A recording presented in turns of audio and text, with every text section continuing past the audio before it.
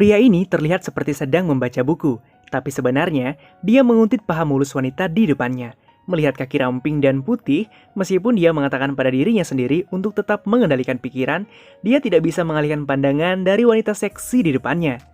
Dia mengintip sedikit lalu membungkuk lagi. Ternyata wanita itu mengawasinya dan sengaja melepas syal yang dikenakannya. Setiap gerakan dari wanita itu sepertinya sengaja mengolok-olok perasaannya. Tiba-tiba wanita itu meminta bantuannya. Ternyata resletingnya macet. Jadi dia memintanya untuk menariknya ke bawah. Wah, kesempatan emas. Tentu saja pria ini tidak menolak. Dia berperilaku seperti pria terhormat. Perlahan menarik resleting di depan dadanya itu. Pakaian di dalamnya pun perlahan terungkap. Kemudian wanita itu berdiri dan memasukkan mantelnya ke dalam koper. Pria ini tidak lagi tertarik membaca. Kini selalu memperhatikan wanita cantik dan seksi di depannya. Wanita ini mengatakan dia merasa haus dan sedikit lapar. Pria tersebut mengerti pria itu tidak memiliki kesempatan untuk menolak. Dia bangkit dan membawakan nampan berisi makanan untuk wanita cantik itu. Dan ini juga membuat mereka berdua lebih ramah. Nama pria ini adalah Francois, seorang pria biasa. Dan wanita cantik ini bernama Ciara, seorang wanita kaya yang baru saja jatuh cinta. Keduanya sedang dalam perjalanan untuk berlibur. Francois kemudian bertanya dengan rasa ingin tahu, "Mengapa Anda memilih untuk duduk di seberang saya?"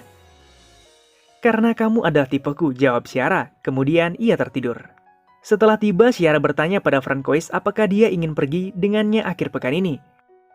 Sejak saat itu, Francois mengikuti Ciara. Keduanya pergi untuk menginap di hotel bintang 5 yang dimiliki Ciara. Pertama kali pergi ke tempat ini membuat Francois merasa malu, sedangkan Ciara menatapnya dengan penuh semangat. Setelah selesai melihat ruangan, Ciara bertanya, "Apakah kamu mau berenang?" Kemudian keduanya mulai berkencan. Berenang, berjemur, makan malam, dan berjalan bersama di jalan paling romantis di Perancis. Ciara terlihat selalu memakai jam tangan pria. Francois yang penasaran bertanya, mengapa dia selalu memakai jam tangan pria? Saat itu juga Ciara segera melepas jam tangan itu dan menyerahkan pada Francois. Saat sampai di hotel, dua orang ini mulai berciuman, beradu mulut dengan romantisnya. Tapi adegan romantis ini terlihat oleh seorang pria. Ciara kemudian menarik tirai ke dalam. Ciuman masih berlanjut dan saat semuanya selesai, Ciara hanya mengatakan good night dan langsung pergi. Pada saat itu Francois merasa seperti ditinggalkan. Dia bingung apa yang terjadi. Itu tidak etis pikirnya, ditinggalkan pas lagi enak-enaknya. Dia harus menyesap alkohol sendirian. Setelah mengeluarkan arloji yang baru saja diberikan Ciara, seorang nama pria ditemukan di belakangnya.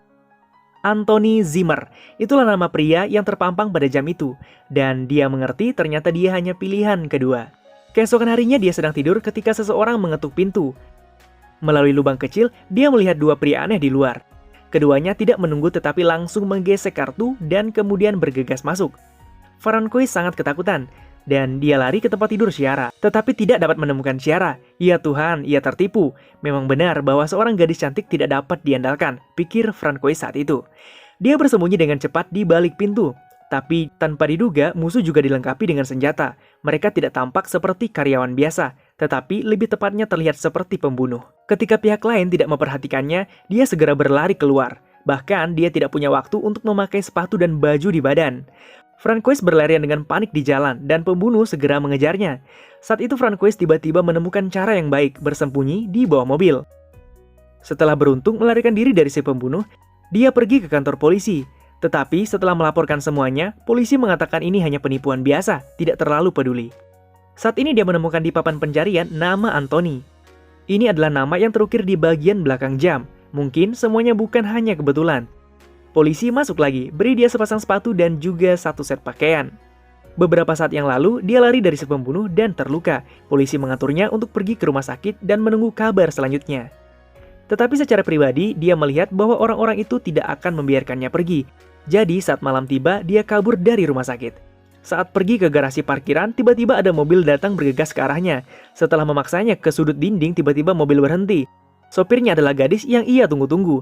Meskipun ia hampir membuatnya mati, tapi ia masih masuk ke dalam mobil. "Apakah kamu merindukanku?" tanya Ciara. "Sedikit," jawab Francois. Ciara membawanya ke ruangan aman. Setelah sampai, Ciara berbalik untuk pergi. Francois bertanya padanya kapan harus bertemu lagi. Ciara mengatakan bahwa Francois masih tidak mengerti sampai sekarang. "Tujuan saya untuk mendekati Anda hanya untuk mengambil keuntungan dari Anda." Karena tubuh Francois dan mantan pacarnya Anthony agak mirip. Ternyata Anthony bekerja sebagai pencuci uang. Setelah mendapatkan jumlah yang besar, ia langsung menghilang. Sekarang semua orang mencarinya. Francois tahu karena ia bersama Ciara, orang mengira ia adalah Anthony, tapi ini tidak membuat Francois marah. Ia menarik Tiara kembali, bertanya padanya apakah ini sepadan. Tapi ia hanya menerima satu kalimat, "Aku mencintaimu." Francois pun terdiam. Setelah mengatakan itu, ia pergi tanpa berbalik. Hanya Francois yang tersisa sendirian. Ciara berjalan ke bilik telepon.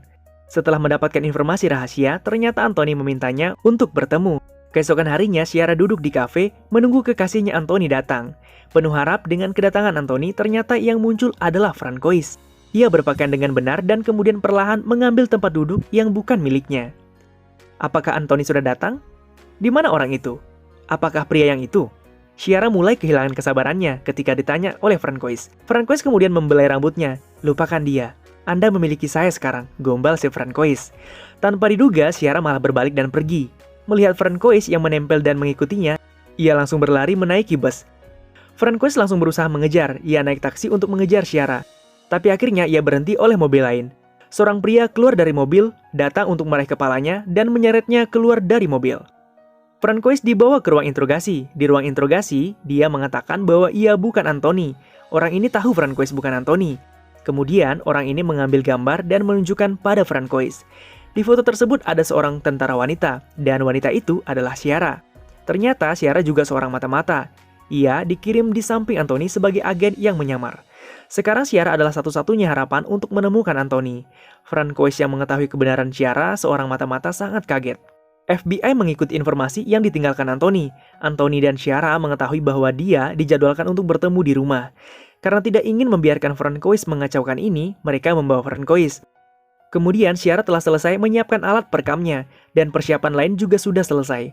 Di ruang pertemuan ada pembunuh yang bersembunyi dan juga ada polisi. Ciara masuk ke kamar, semua bersiap menunggu Anthony muncul. Tiba-tiba pada saat ini tamu tak diundang datang. Orang-orang ini berasal dari geng mafia dan telah ditipu oleh Anthony. Mereka juga mengikuti petunjuk hingga sampai ke tempat ini. Orang pertama bertanya, "Di mana Anthony sekarang?" Ciara tak menjawab dan hanya diam. Melihat bahwa Ciara tidak merespon, seorang pria diperintah untuk menampar Ciara. Francois yang sekarang duduk di sebuah ruangan tidak tahan lagi melihat Ciara ditampar. Masih tidak mau berbicara, satu tamparan lagi menghantam wajah Ciara dan akhirnya gadis malang itu pun jatuh. Tidak ada jalan dan Anthony juga masih belum muncul. FBI tidak berani mengambil tindakan karena takut lalai dalam rencana ini. Tetapi sekarang Francois tidak bisa menunggu lebih lama lagi. Orang yang ia cintai dalam bahaya. Francois sama sekali tidak mau menunggu. Ia sendirian masuk ke ruangan. Saat bosnya berbalik seperti mendapat emas, Francois dijatuhkan ke lantai. Pada saat ini Ciara dan Francois saling memandang dalam-dalam. Untuk menolong Ciara, Francois mengaku dirinya sebagai Anthony. Karena keadaan berbahaya, FBI akhirnya menembak. Pria bersenjata itu segera menembak kepala bos mafia itu. Francois dalam kekacauan seperti itu berusaha melindungi Ciara. Karena tidak ingin gadis itu terluka. Francois berbaring dan menindih tubuh Ciara dari atas. Mempertaruhkan nyawanya untuk melindungi Ciara. Pertarungan senjata telah berakhir. Para gangster sudah mati. Meskipun Francois telah merusak rencana, tetapi untungnya gadis yang ia cintai tidak terluka. Kini Francois berhasil menangkap hati Ciara dan Ciara mulai menyukainya. Tapi Ciara masih harus menemukan Anthony. Apapun yang Anthony lakukan, dulu Anthony adalah orang yang ia cintai. Saat ini cerita tiba-tiba berubah. Francois menyeka air mata Ciara. Kemudian cabut alat perekam suara di dada Ciara. Dan setelahnya tiba-tiba Francois mencium pipi dan telinga Ciara. Ciara tidak bisa mempercayainya, hanya bisa menatap lawannya. Setelah konfirmasi ulang melalui ciuman di mulut, Ciara mulai memikirkan masa lalunya. Akhirnya, dia mengkonfirmasi bahwa pria di depannya adalah orang yang ia cintai, yang ada di hatinya selama ini. Ternyata, Anthony menjalani operasi plastik, dan operasi tersebut sangat berhasil dan tak meninggalkan bekas sama sekali. Setelah 7 hari berturut-turut tertipu, kini Ciara bertemu pria yang ia cintai lagi. Namun, Ciara menyuruhnya untuk bergegas pergi dan lari. Sebenarnya, Ciara tidak ingin menangkap Anthony. Lalu, Ciara menoleh untuk pergi. Ketika berbicara dengan bosnya memberikan buku catatan lagi. Ini adalah item yang ia telah atasi dan disimpan di lemari sepatu luar. Di dalamnya bukan hanya transaksi, tetapi juga mencatat geng yang melakukan transaksi. Dengan catatan ini, apakah Anthony muncul atau tidak lagi penting.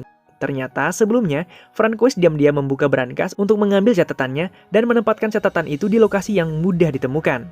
Kenapa Francois melakukan ini? Karena jika ia harus memilih antara uang dan cinta, ia akan tetap memilih gadis itu. Dan cerita pun selesai.